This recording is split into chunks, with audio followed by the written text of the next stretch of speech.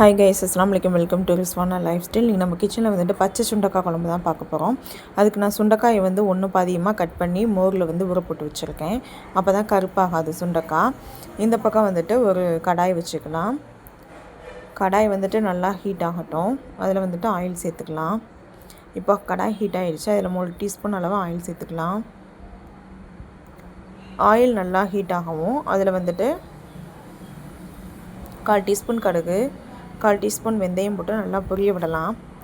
அது கூடவே ஒரு 15 சின்ன வெங்காயம், 5 பூண்டு பல், கொஞ்சமாக கருவேப்பிலை இலைகளும் சேர்த்துக்கலாம். சேர்த்துட்டு நல்லா வதக்கி விட்டுக்கலாம். வெங்காயம் நல்லா வதங்கணும், அப்போ தான் டேஸ்ட்டு சூப்பராக இருக்கும். இது கூடவே நம்ம வந்து ஒன்றும் பாதியமாக தட்டி வச்ச பச்சை சுண்டைக்காயும் சேர்த்துக்கலாம். ஏன்னா சுண்டைக்காயில் கசப்பு தன்மை அதிகமாக இருக்கும். அது நல்லா வதங்கணுங்கிறதுக்காக, அது போகணுங்கிறதுக்காக பச்சை சுண்டைக்காயை நல்லா வதக்கிக்கலாம் எண்ணெயிலே போட்டு. அது கூடவே வந்துட்டு ஒரு மீடியம் சைஸ் தக்காளியும் சேர்த்துக்கலாம். தக்காளியும் சேர்த்து நல்லா தக்காளி மசிகிற அளவு நல்லா வதக்கி விட்டுக்கலாம்.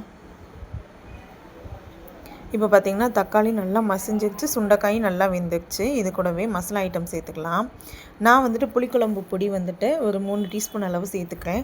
நீங்கள் வீட்டில் அரைச்சது இருந்தால் அதை சேர்த்துக்கோங்க, இல்லை அப்படின்னா கடையில் வாங்கி சேர்த்துக்கோங்க. அதையும் சேர்த்து நல்லா வதக்கி விட்டுக்கலாம். இப்போ பார்த்திங்கன்னா நல்லா வதக்கி எண்ணெய் பிரிஞ்சு வந்துருச்சு. இதில் புளித்தண்ணி வந்துட்டு நான் ஒரு நெல்லிக்காய் அளவு புளி தண்ணி சேர்த்துக்கிறேன்.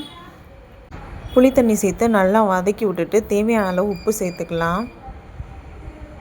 குழம்புக்கு தேவையான அளவு. இப்போ வந்துட்டு எல்லாமே உப்பு காரம் எல்லாம் கரெக்டாக ஒரு மூடி போட்டு ஒரு 10 நிமிஷம் மூடி வச்சிடலாம்.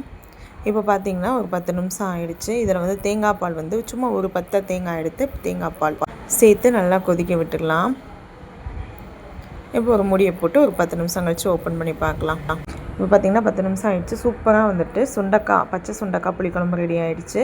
பார்த்திங்கனாலே தெரியும். நீங்கள் இது போல் ட்ரை பண்ணி பாருங்கள். ட்ரை பண்ணி பார்த்துட்டு எப்படி வந்துச்சுன்னு சொல்லிட்டு கமெண்ட் பாக்ஸில் கமெண்ட் பண்ணுங்கள். நம்ம சேனலில் ஃபஸ்ட் டைம் பார்த்திங்கன்னா சப்ஸ்கிரைப் பண்ணுங்கள், லைக் பண்ணுங்கள், பக்கத்தில் இருக்க பெல் ஐக்கானை கிளிக் பண்ணி வச்சுக்கோங்க. அப்போ தான் நான் போடுற வீடியோ நோட்டிஃபிகேஷன் வரும். அஸ்ஸலாமு அலைக்கும்.